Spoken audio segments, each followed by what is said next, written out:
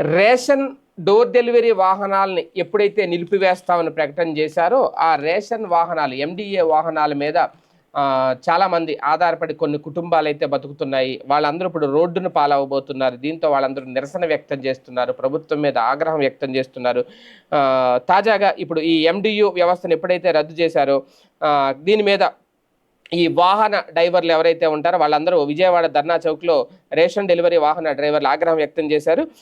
అయితే వీళ్ళు ప్రధానంగా ఒకటే చెప్తున్నది, వాళ్ళు ఏంటంటే ఇంకెలాగా తీసేస్తామని ప్రకటించిన తర్వాత ఇప్పటివరకు సైలెంట్గా ఉన్నారు. నిండా మునిగిన తర్వాత సైలెంట్ అని చెప్పి ఇప్పుడు ఎండిఏలో 9,260 మంది వ్యక్తులు కాదు, మా కుటుంబాలు రేషన్ వాహనాలు హెల్పర్ కుటుంబాలు మొత్తం 1.45 కోట్ల రేషన్ లబ్ధిదారుల కుటుంబాలు ఉన్నాయట.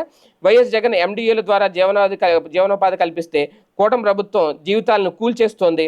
వరదల్లో వానల్లో అమరావతి శంకుస్థాపనల్లో రెయింబావులు పనిచేసిన మాకు రేషన్ వాహనాల రద్దును రిటర్న్ గిఫ్ట్గా ఇచ్చింది అంటూ రేషన్ డెలివరీ వాహనాల డ్రైవర్లు మండిపడ్డారు.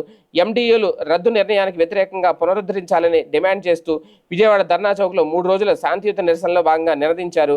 ప్రభుత్వ సర్వేల్లోనూ రేషన్ సరఫరా వాహనాల వ్యవస్థ ఉండాలని ప్రజలు చెప్పారని, రాజకీయ కుట్రతో రద్దు చేశారని మండిపడ్డారు. సాక్షాత్తు సీఎం చంద్రబాబే 74% మంది ప్రజలు ఎండియూలను కోరుకుంటున్నట్టు చెబితే తాము ఎందుకు చేయలేకపోతున్నామని చెప్పినా ఎందుకు ఎత్తివేశారని నిలదీశారు. ప్రజాస్వామ్య దేశంలో ప్రజల అభిష్టానికి విరుద్ధంగా ప్రభుత్వం నిర్ణయం ఉంది. రేషన్ డెలివరీ వాహనాల వ్యవస్థ వచ్చాక రేషన్ పంపిణీ 90% చేరింది. డీలర్లు ఇచ్చేటప్పుడు 64% కూడా ఉండేది కాదు.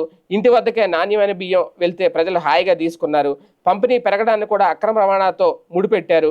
ఎండిఏలను రద్దు చేసి వాహనాలను ఊరికే ఇస్తున్నట్లు ప్రభుత్వం కలరంగిస్తుంది. మీ కట్టిన 10% సొమ్మును మర్చిపోతోంది. ఇంతకాలంగా పనిచేసిన మేము 2027 జనవరి వరకు అగ్రిమెంట్ ప్రకారం పనిచేయలేమా? విజయవాడ వరదల్లో రోజుకి 1500 ఇస్తామని చెప్పి చేతులు ఎత్తేశారు. వరద బాధితులకు ఒక రోజు జీతం కింద 56 లక్షలు సీఎం రిలీఫ్ ఫండ్ ఇస్తే మా సేవలు వాడుకొని మమ్మల్ని బయటికి నెట్టేస్తారా అంటూ వాహనాల డ్రైవర్లు ఆగ్రహం అయితే వ్యక్తం చేస్తున్నారు. మొత్తానికి నిరసనగా తెలుపుతున్నారు. వాళ్ళ ర్యాలీ అయితే కొనసాగుతుంది, నిరసన అయితే కొనసాగుతుంది. దీని మీద ప్రభుత్వం మరి అంటే ఉపసంహరించుకోమంటున్నారు నిర్ణయాన్ని. ఎందుకంటే వీళ్ళకి ఇంకా 2027 జనవరి వరకు టైం ఉంది. అంటే మధ్యలో ఇంకా ఇప్పుడు ఈ ఏడాది అయిపోతే 2026 ఒకటే, అప్పటి వరకు కొనసాగించవచ్చు కదా, తర్వాతే తీసేయచ్చు కదా. ఈ లోపల ఏంటి ఇది మా బతుకులు ఎందుకు రోడ్డును పడేస్తారు అనేది ఒక రకంగా ప్రభుత్వం మీద వాళ్ళకి వాళ్ళే తెచ్చుకుంటున్న వ్యతిరేకత. మరి దాన్ని ఎలాగ మార్చుకుంటారనేది చూడాలి.